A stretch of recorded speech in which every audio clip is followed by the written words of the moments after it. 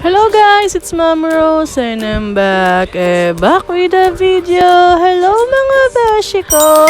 For today's video, nagpunta tayo sa Patlias Vacation House located at Sitio Pinabatuhan, Barangay Poblacion, Morong, Bataan. Yes guys, yan po ang kanilang resort. Tignan nyo naman guys, alam nyo ba napaka-affordable dyan. 5,000 pesos, 8 to 10 packs.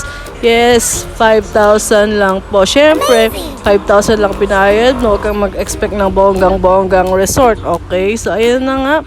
At sulit na sulit naman po yung resort kahit solong-solo namin. Pag weekdays talaga is solo mo ang resort. So ayan na nga, punta ka dyan sa beach, 1 to 5 minutes. Depende kung gaano kakabilis maglakad. Chelis. So ayan na nga, beach is life. Yes, guys. Wala tayong sawa sa beach dahil talaga naman nakaka-relax ang magpunta dyan. Tingnan nyo naman, ang tunog pa lang ng dagat ay nakaka-relax na.